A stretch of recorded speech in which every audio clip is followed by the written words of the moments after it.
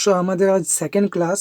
First ক্লাসে আমরা pros থেকে স্টার্ট করেছিলাম এবং প্রথম দিন আমরা পড়েছিলাম দ্য আইজ হ্যাবিট।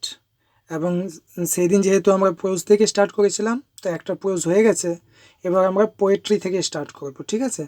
তো আমাদের ফার্স্ট পোয়েম হচ্ছে অন কিলিং এ ট্রি এবং লেখক হচ্ছেন গিভ প্যাটেল। তো দেখে নেব কবি কি বলতে চেয়েছেন এবং পোয়েমটির বিষয়বস্তু কি বা যত কিছু আছে এর মধ্যে সব কিছুই আমরা একে একে দেখে নেব, ঠিক আছে?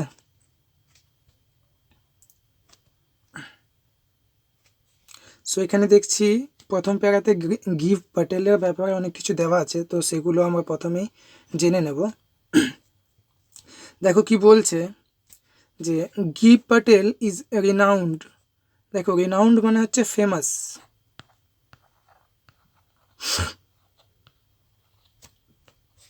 Give Patel is a famous Indian poet, play right মানে প্লে লিখতেন মানে নাটক লিখতেন, অ্যান্ড পেন্টার এবং ছবি আঁকতেন। কে? আমাদের Gieve Patel. In his poetry Patel uses a syncopated rhythm. দেখো সিনকোপেটেড মিনিং হচ্ছে যে এক লাইনের পর এক লাইন, যে অন্য লাইনটা আসছে, একটা লাইনের পর যে অন্য লাইনটা আসছে তাদের মধ্যে কোনো ছন্দ তাল থাকবে না, সেটাকেই বলছে সিনকোপেটেড। যেমন দেখে নিচ্ছি আমরা এখানে দেখো, ইট takes much time to kill a tree. It takes much time to kill a tree. দেখো লাস্ট শব্দটা আছে ট্রি, ঠিক আছে?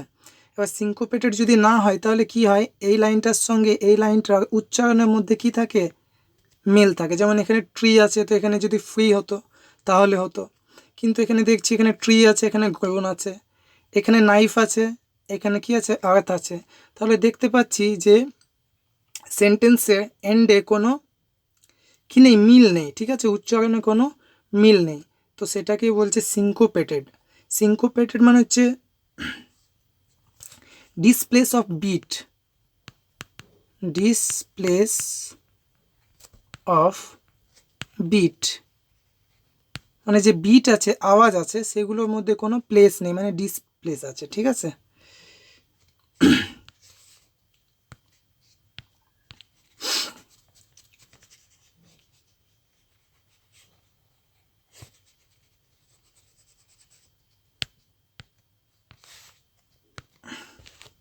এবং দেখো কি বলছে, he brings the flavour of everyday speech in his poetry. আচ্ছা, গিভ প্যাটেল যে এই পোয়েট্রিটা লিখেছে, এই পোয়েমটা লিখেছে, এর মধ্যে তিনি কি নিয়ে এসছেন, ফ্লেভার নিয়ে এসছেন, মানে টেস্ট নিয়ে এসছেন, ঠিক আছে? স্বাদ নিয়ে এসছেন।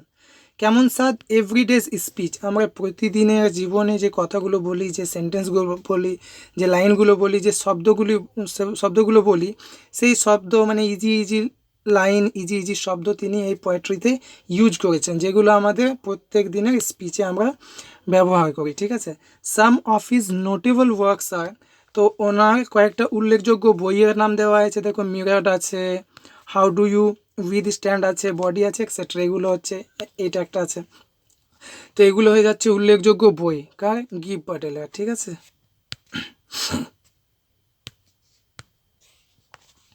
দেখো এখানে কি বলছে, পোয়েমের বিষয়বস্তুর ব্যাপারে কিছু বলেছে, দেখে নিচ্ছি। The poem is about the harm done to the environment. আচ্ছা, পোয়েমটার বিষয়বস্তু কি?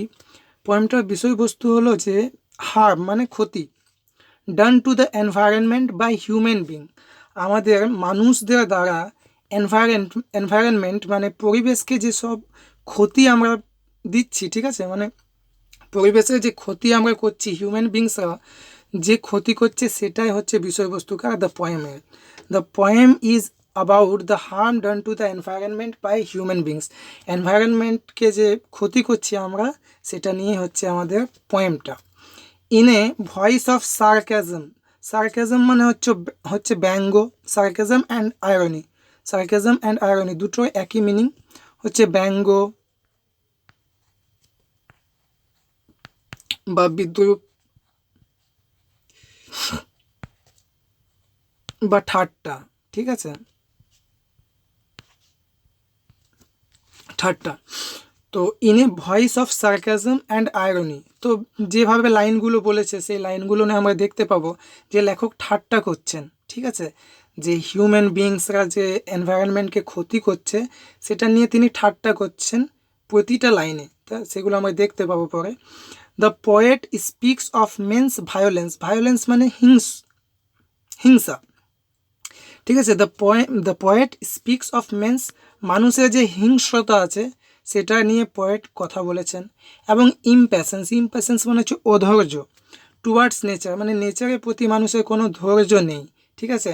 মানুষ হিংস্র হয়ে যাচ্ছে এবং সেই জন্য কি করছে, নেচারকে ডিস্ট্রয় করছে আমরা, ঠিক আছে, মানে আমরা করছি, হিউম্যান বিংসরা করছে। The poem is written in free verse, আচ্ছা ফ্রি ভার্সটা বোঝাবো। তার আগে কবিতার মেন বিষয়বস্তু কী হলো, লেখক বলছেন যে মানুষরাই কী করছে, নেচারকে কী করছে, ডিস্ট্রয় করছে, ঠিক আছে, হার্ম করছে টোটালি। এবং সেটা নিয়েই লেখক প্রতিটা লাইনে কী করেছেন, ব্যঙ্গ করেছেন। সেটা আমরা যখন পয়েন্টটা পড়ব তখন বুঝতে পারব।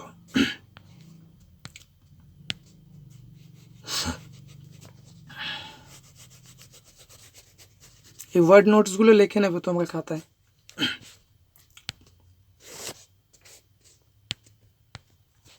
দেখো কবিতার লাইনগুলো পড়ছি।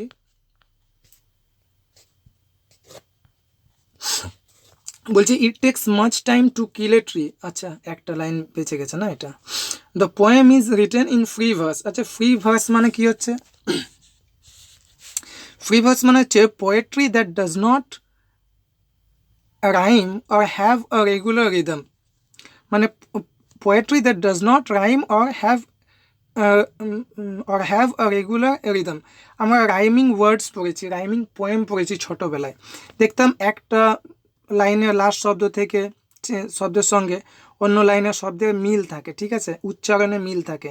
কিন্তু এখানে কোনো মিল নেই, একটা ওয়ার্ডের সঙ্গে অন্য ওয়ার্ডের কোনো উচ্চারণে মিল নেই, সেই জন্যই সেটাকে বলে ফ্রি ভার্স, ঠিক আছে। যখন মিল থাকে না তখনই সেটাকে বলে ফ্রি ভার্স। তো পোয়েমের মধ্যে আমরা দেখব কি কোনো ওয়ার্ডের মধ্যে উচ্চারণে কোনো মিল নেই, সেই জন্যই বলা হয়েছে যে the poem is written in free verse, ঠিক আছে।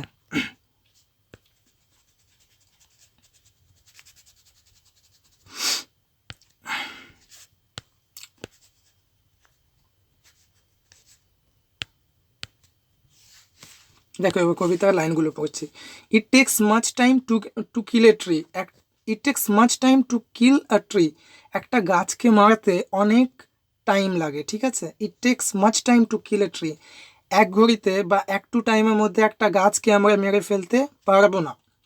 Not a simple jab, jab মানে হচ্ছে আঘাত,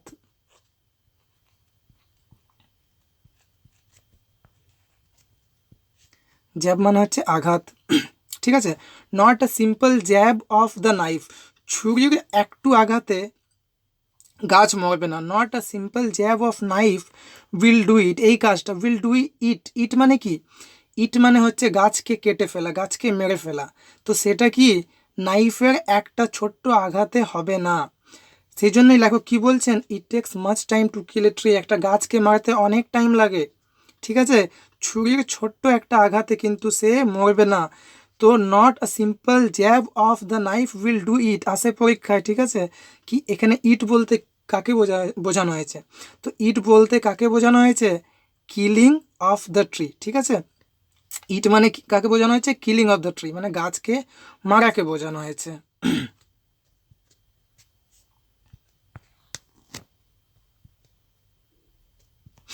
তারপরে দেখো ইট has grown slowly, it has grown slowly মানে স্লোলি গাছটা বড় হয়েছে। ইট মানে কি, এখানে ইট মানে হচ্ছে গাছ,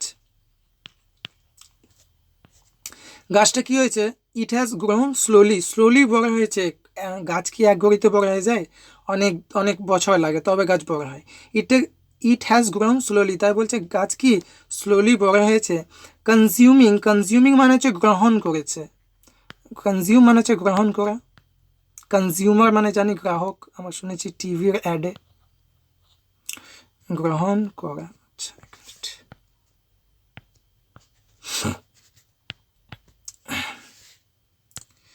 তো কী করেছে, it has grown slowly consuming the earth, আর্থকে খেয়ে, আর্থকে গ্রহণ করে। তো আর্থকে কি খাবে, আর্থকে খাবে না, আর্থের মধ্যে যে উপাদান আছে, ঠিক আছে, সেগুলোকে খেয়েছে, উপাদান নিউট্রিয়েন্টস, ঠিক আছে, জল, সল্ট এক্সেট্রা যতগুলো থাকে। তো it has grown slowly consuming the আর্থের মধ্যে যতগুলো উপাদান থাকে যেটা গাছের প্রয়োজনীয় সেগুলোকে কি কনজিউম করেছে, কি করেছে, গ্রহণ করে সে বড় হয়েছে। কিভাবে বড় হয়েছে? স্লোলি বড় হয়েছে, ঠিক।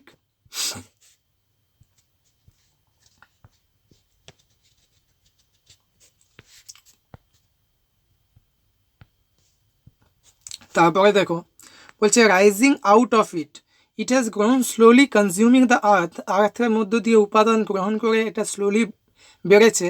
রাইজিং আউট মানে বেরিয়েছে, ঠিক আছে। রাইজিং আউট অফ ইট মানে কোনটাকে বলছে? মানে পৃথিবী থেকে, মাটি থেকে, ঠিক আছে। রাইজিং আউট অফ ইট মানে মাটি থেকে বেরিয়েছে, উপরে বেরিয়েছে, ঠিক আছে। Rising out of it. Feeding কি বলছে? ফিডিং আপন ইটস ক্রাস্ট মানে হচ্ছে এক মিনিট, দেখো ক্রাস্ট মানে হচ্ছে উপরিতল, মাটির উপরিতল, ঠিক আছে। তো কি করেছে? ফিডিং আপন ইটস ক্রাস্ট, কি কি খেয়ে বড় হয়েছে? ফিডিং আপন ইটস ক্রাস্ট মানে পৃথিবীর যে ক্রাস্ট আছে, উপরিতল আছে, মাটির উপরিতলটাকে, সেখান থেকে কি নিউট্রিয়েন্টস, উপাদান, এগুলো সে কি খেয়ে খেয়ে বড় হয়েছে। ফিডিং আপন ইটস ক্রাস্ট। অ্যাবজর্ব মানে হচ্ছে শোষণ করা, চুষে নেওয়া। কি কি অ্যাবজর্ব করেছে? কি কি অ্যাবজর্ব করেছে? ইয়ার্স অফ সানলাইট, ঠিক আছে। আগেই বলেছি গাছ স্লোলি বড় হয়েছে, মানে অনেক বছর লেগেছে গাছটাকে বড় হতে, তাই তো অনেক সহজে কাটা যাবে না, ঠিক আছে। অবজর্ভিং মানে চুষেছে বা শোষণ করেছে। কি শোষণ করেছে? ইয়ার্স অফ সানলাইট, ঠিক আছে। বছরের পর বছর সানলাইট, ঠিক আছে, সূর্যরশ্মি সে গ্রহণ করেছে। এয়ার মানে বাতাস গ্রহণ করেছে। ওয়াটার মানে জল গ্রহণ করেছে। এইভাবে গাছ স্লোলি বড় হয়েছে। And out of its leprous hide sprouting leaves. Wait.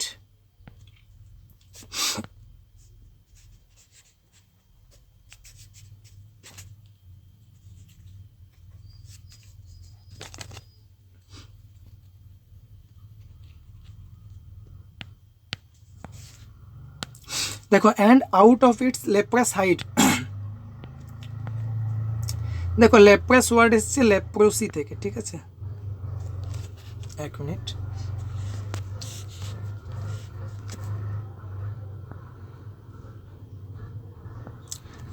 Leprosy মানে হচ্ছে কুষ্ঠ রোগ, ঠিক আছে। মানুষের হয় বা সবারই হয় কুষ্ঠ রোগ, মানে স্কিন রিলেটেড ডিজিজ। তো লেপ্রাস ওয়ার্ড এসছে লেপ্রোসি থেকে, যার মানে হচ্ছে স্কিন রিলেটেড ডিজিজ। মানুষের চামড়ায় অনেক রোগ হয়, তো চামড়াটা কী হয়ে যায়? খারাপ হয়ে যায়, মুচড়ে যায়, তো সেটা হচ্ছে লেপ্রোসি। তো বলছে and out of its leprous hide, and out of its leprous hide. তো হাইড মানে এখানে চামড়াটাকে বলছে, গাছের ছালটাকে বলছে, ঠিক আছে, গাছের ছাল। And out of its leprous hide মানে ছালটা কেমন? মানুষের যেমন চামড়াটা হয়ে যায় তেমনই গাছের ছালটা হয়ে গেছে, ঠিক আছে। সেই জন্য লেপ্রোসি ওয়ার্ড থেকে লেখক নিয়ে এসেছেন লেপ্রাস ওয়ার্ডটাকে, ঠিক আছে। মানে তুলনা করেছেন গাছের ছালটার অবস্থার সঙ্গে মানুষের যে অবস্থা হয় যখন মানুষের লেপ্রোসি হয়, তো সেটা তুলনা করেছে। তো লেপ্রাসাইড যে ছালটা আছে, লেপ্রাসাইড যে ছালটা আছে, সেখান থেকে স্প্রাউটিং মানে হচ্ছে গ্রোয়িং মানে বড় হওয়া, ঠিক আছে। বার্থ মানে জন্ম নেওয়া। তো সেই লেপ্রাস হাইড থেকেও জন্ম নিচ্ছে, কি জন্ম নিচ্ছে? লিভস, পাতা জন্ম নিচ্ছে, ঠিক আছে, পাতা জন্ম নিচ্ছে, স্প্রাউটিং লিভস।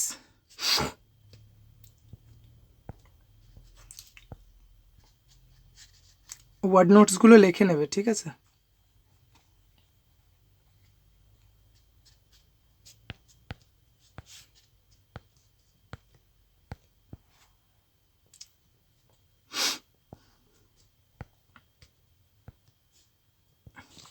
তাই কি বলছেন লেখক? সো হ্যাক অ্যান্ড চপ মানে হচ্ছে কুচি কুচি করে কাটা, ঠিক আছে, কুচি কুচি করে কাটা মানে কেটে ফেলা, ঠিক আছে। তো তাই লেখক কি বলছেন যে না, এইভাবে হবে না, ঠিক আছে। Simple jab of knife will not do ইট, মানে ছুঁয়ের একটা ছোট্ট আঘাতে তো কিছুই হবে না, গাছ মরবে না। কেন কি গাছ একদিনে বড় হয়নি, বছরের পর বছর সানলাইট, এয়ার, এক্সেট্রা যত উপাদান সব কিছু খেয়ে বড় হয়েছে, তাই তোমাকে কি করতে হবে?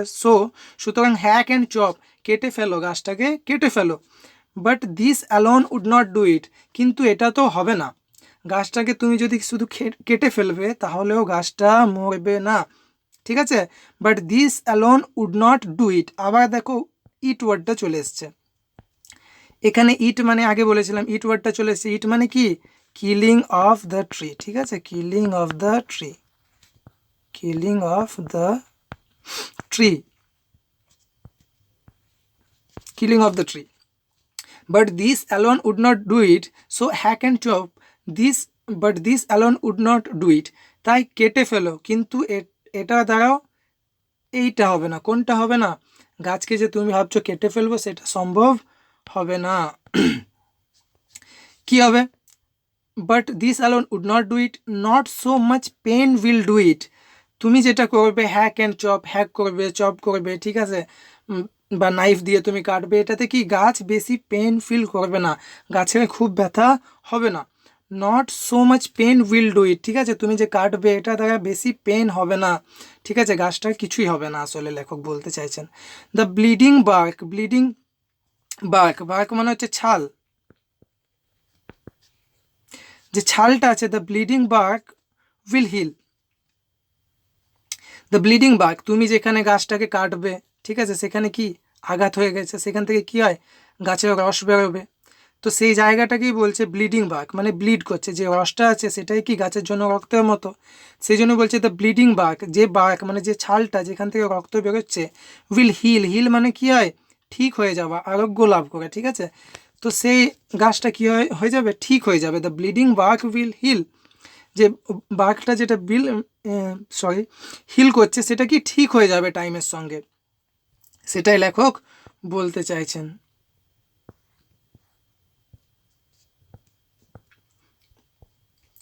তারপর কি বলছে দেখো, and from close to the ground, এবং যে গাছটা আছে, এইভাবে গাছটা আছে, ঠিক আছে, ও যে গ্রাউন্ডের নিচ থেকে close, and from close to the ground will rise curled green twigs, এই গাছে তুমি তো গাছটাকে কেটে ফেলেছো, তাহলে এতটা কেটে ফেলেছো, ঠিক না? এক মিনিট,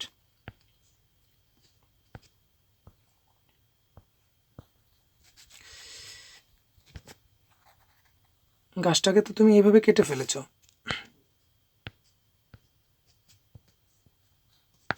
তো গাছটাকে যে কেটে ফেলেছো কিন্তু শিকড়টা তো মাটির ভিতরে আছে এখনো, ঠিক আছে, and from close to the ground, তাই কী হবে? নিচে থেকে শিকড়টা তো আছেই মাটির নিচে, সে ঠিক উপাদানগুলো পেয়ে যাচ্ছে, যত কিছু প্রয়োজন উপাদান, নিউট্রিয়েন্টস, সে সবই পাচ্ছে, শুধু উপরে ডালগুলো নেই, কিন্তু শিকড়গুলো মাটির নিচে ঠিকই আছে।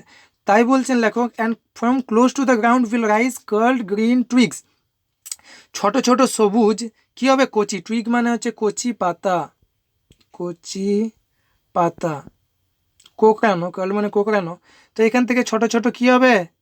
পাতার সৃষ্টি হবে, ঠিক আছে,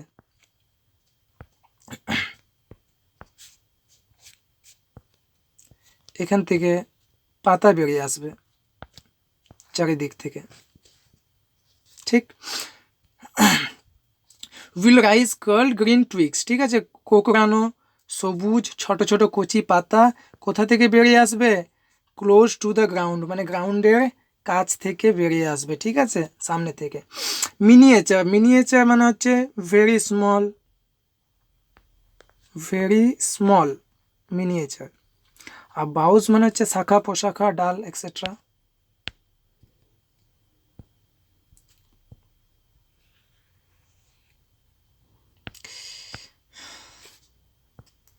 বাউস মানে হচ্ছে শাখা ডাল, ঠিক আছে,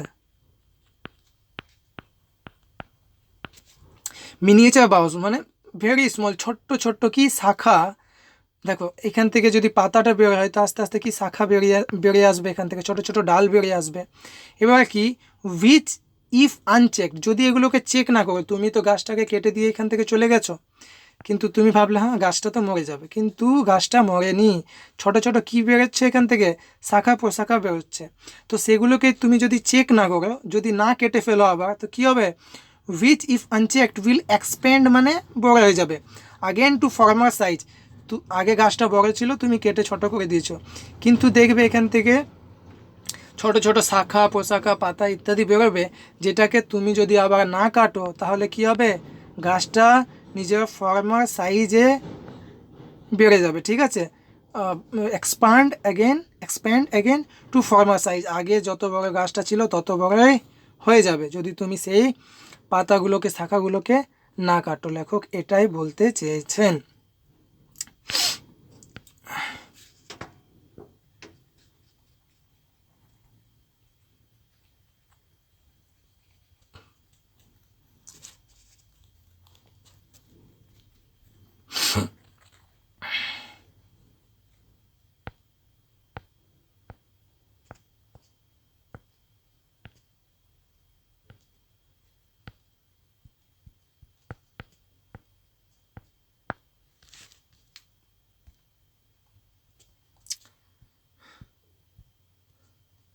তারপরে দেখো,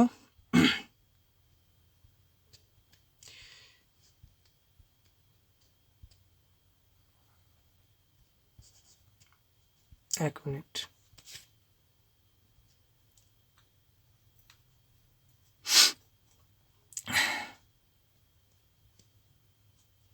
বলছে লেখক কি বলছেন, বলছেন no.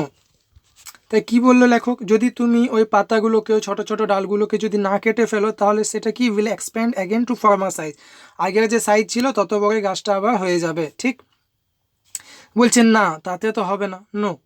The root is to be pulled out, শুধু কেটে ফেললে, ছুরি দিয়ে ছোট ছোট আঘাত করলে বা গাছটাকে কেটে ফেললে হবে না, কি করতে হবে, the root is to be pulled out, মাটির নিচে যে শিকড়গুলো আছে না সেগুলোকে কি করতে হবে, উপরে ফেলতে হবে, pulled out. The root is to be pulled out, রুটগুলোকে কি করতে হবে, উপরে ফেলতে হবে, মাটি থেকে বের করে নিতে হবে, আউট অফ দ্য অ্যাঙ্কারিং আর্থ, কোথা থেকে, অ্যাঙ্কারিং মানে হচ্ছে শক্ত করে ধরে থাকা, ঠিক আছে, মানে গাছটাকে কি শিকড়গুলো কী করেছে, মাটির মধ্যে প্রবেশ করেছে এবং দৃঢ়ভাবে ধরে রেখেছে, ঠিক আছে, মাটিটাকে। তো সেই জন্যে অ্যাঙ্করিং বলেছে, anchoring word. Out of the anchoring আর্থটা কি খুব শক্তভাবে ধরে রেখেছে, তাই গাছটাকে পুরোপুরি উপরে ফেলতে হবে, কোথা থেকে, অ্যাঙ্করিং আর্থ থেকে, ঠিক আছে। It is to be roped, হাত থেকে কি তুমি তুলতে পারবে গাছটাকে, কি করতে হবে, it is to be roped, দড়ি দিয়ে বা রশি দিয়ে বাঁধতে হবে গাছটাকে, টাইট ভালোভাবে বাঁধতে হবে। অ্যান্ড পুলড আউট, কি উপরে ফেলতে হবে, স্ন্যাপড মানে একদম জোর লাগিয়ে টেনে বের করে ফেলতে হবে, অর পুলড আউট এন্টায়ারলি বা টোটালি, এন্টায়ারলি মানে হচ্ছে টোটালি, ফুললি, হোললি, অনেকগুলো মিনিং আছে, ঠিক আছে, same meaning, wholly, completely, same meaning, ঠিক আছে। তো অর পুলড আউট কমপ্লিটলি, ঠিক আছে, পুলড আউট এন্টায়ারলি মানে পুরো শিকড়টাকে মাটি থেকে বের করে ফেলতে হবে।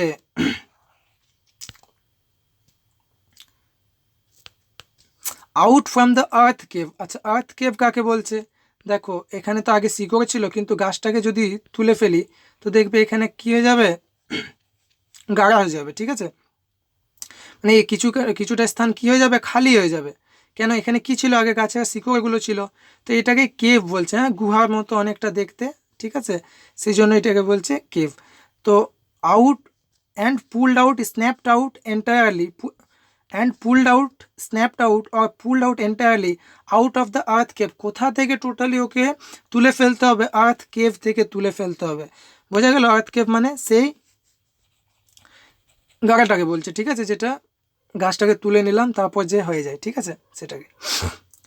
And the strength of the tree, দেখো অতক্ষণ তো তুমি কিছু বুঝতে পারবে না গাছটার ক্ষমতা কতটা, তুমি তো ভালোই কেটে নিলে, কিন্তু এবার যখন তুমি দড়ি দিয়ে বেঁধে টানবে, ঠিক আছে, তখন তুমি বুঝতে পারবে স্ট্রেংথ মানে হচ্ছে ক্ষমতা, ঠিক আছে। And the strength of the tree exposed মানে আগে লুকোনো ছিল এখন প্রকাশিত, মানে ততক্ষণ তুমি বুঝতে পারোনি গাছটার ক্ষমতা কতটা, এখন কি স্ট্রেংথ মানে ক্ষমতা এক্সপোজ হবে, গাছের ক্ষমতা এখন তো আপনি বুঝতে পারবেন মশাই। দ্য সোর্স মানে হচ্ছে উৎস, মানে গাছটা যেখান থেকে হয়েছে, ঠিক আছে। The source white and wheat, source মানে কাকে বলছে, শিকড়, গাছের শিকড়টাকে বলছে, ঠিক, মানে গাছ আছে নিচে যে শিকড়গুলো আছে এটাকেই সোর্স বলছে, ঠিক আছে। The source white and wet. আচ্ছা গাছের শিকড়ে কেমন হয়? হোয়াইট হয়। আর ওয়েট, ওয়েট মানে হচ্ছে ভিজা, ঠিক আছে। ওয়েট মানে হচ্ছে ভিজা, জল দিয়ে ভিজা থাকে। দেখবে গাছের শিকড়গুলো কেমন থাকে? একটু একটু ভেজা থাকে। তো সোর্স পরীক্ষায় খুব আসে এটা, ঠিক আছে। দ্য সোর্স কোনটা white and wet? The source অর্থাৎ দ্য রুটটাই হচ্ছে হোয়াইট অ্যান্ড ওয়েট, ঠিক আছে। দ্য মোস্ট সেন্সিটিভ, এটাও পরীক্ষায় আসে। দ্য মোস্ট সেন্সিটিভ, সব থেকে বেশি সেন্সিটিভ মানে হচ্ছে অ্যাক্টিভ। সব থেকে বেশি অ্যাক্টিভ কোন অংশটা? গাছের শিকড়টাই হচ্ছে the most sensitive part of tree, ঠিক আছে। তো the source which is white and wet is the most sensitive, ঠিক আছে। তো গাছের শিকড়টা হচ্ছে সব থেকে সেন্সিটিভ পার্ট, এবং সেটা দেখতে কেমন? White and wet.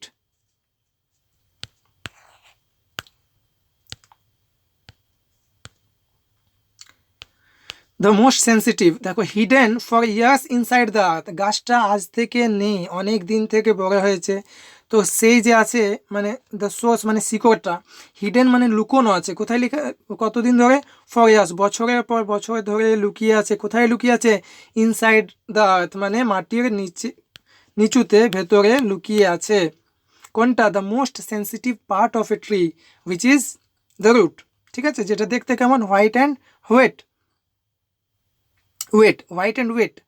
Then the matter of, আচ্ছা তুমি তো উপরে ফেললে, গাছটাকে উপরে ফেললে এবং এইভাবে তুমি রেখে দিয়েছো মাটির উপরে শুয়ে, ঠিক আছে। তো এতেও কি হয়ে যাবে? হবে না।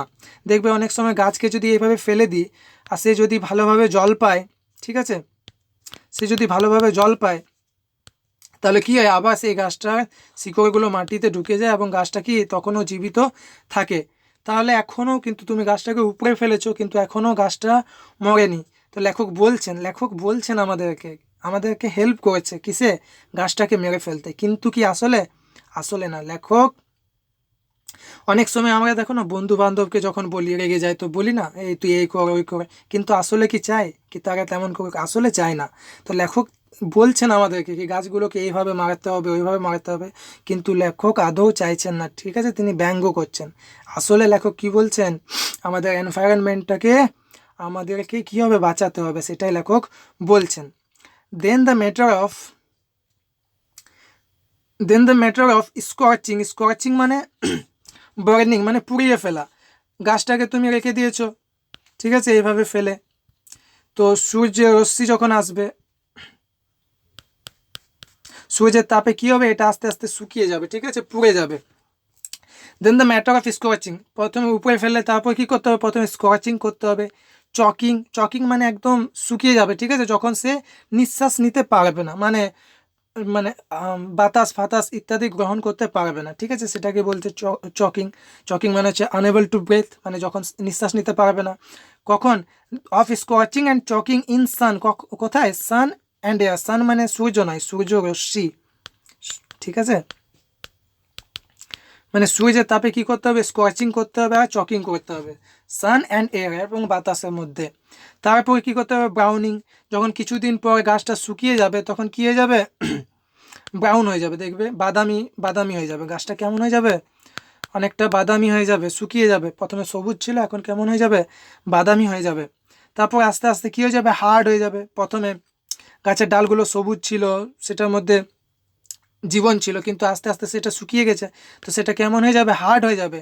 তারপর টুইস্ট মানে হচ্ছে আসল রূপ বদল করে, মানে গাছটা আগে কেমন ছিল? সবুজ ছিল, ভালো ছিল, কিন্তু এখন কেমন? শুকিয়ে গেছে। টুইস্ট আমরা দেখি না সিনেমাতে অনেক সময় টুইস্ট আসে, মানে এন্ডে হওয়া থাকে কিছু একটা, হয়ে যায় অন্য কিছু একটা, সেটাকে বলছে টুইস্ট। তো গাছটা ছিল আগে সবুজ, কিন্তু এখন কেমন? শুকিয়ে গেছে, বাদামি হয়ে গেছে, শক্ত হয়ে গেছে, সেটাকে লেখক বলছেন টুইস্টিং। আর উইদারিং মানে হচ্ছে একদম শুকিয়ে ফেলতে হবে গাছটাকে, এইভাবে কি করতে হবে? শুকিয়ে ফেলতে হবে। And then it is done, এবং তারপরেই কি হবে? যে কাজটা আমরা করতে চাইছিলাম সেটা হয়ে যাবে। এখানেও মানে কি? Killing of the tree. তারপরে কি হবে? গাছটা টোটালি মরবে। তুমি শুধু নাইফ দিয়ে যদি তুমি হালকা হালকা আঘাত করো, গাছ মরবে না। তুমি উপরে ফেললেও গাছ মরবে না। এই সব কটা কি প্রসেস মেথড আমাদেরকে ফলো করতে হবে। উপড়ে ফেলতে হবে, তারপর সেটাকে শুকিয়ে ফেলতে হবে, হার্ড করতে হবে, ব্রাউন হয়ে যাবে, ঠিক আছে, টোটালি শুকিয়ে যাবে, তারপরে কী হবে, গাছটা টোটালি মরে যাবে। তো লেখক এইভাবে পয়েমটা ব্যঙ্গর মধ্যে দিয়ে বুঝিয়েছেন। লেখক আসলে কিন্তু আদৌ বলেনি গাছকে মারতে, ঠিক। লেখক কি বলেছেন? লেখক আমাদের সচেতন হতে বলেছেন। কিসের জন্য? আমাদের পরিবেশের জন্য, এনভায়রনমেন্টের জন্য, যাতে আমরা কি এনভায়রনমেন্টকে কি রক্ষা করতে পারি। তাই এটা খুব একটা ভালো পয়েন্ট, ঠিক আছে। তো আমিও যখন ক্লাস 12-এ ছিলাম তখন আমিও এই পয়েমটা পড়েছি, ঠিক আছে। আশা করি তোমরা বুঝতে পেরেছো। আর যদি না বুঝতে পারো, কোথাও কোনো প্রবলেম থাকে, ওয়ার্ডে প্রবলেম থাকে, তো আমাকে ইনবক্সে বলবে, আমি কি সলভ করার চেষ্টা করব, ঠিক আছে। চলো, থ্যাংক ইউ।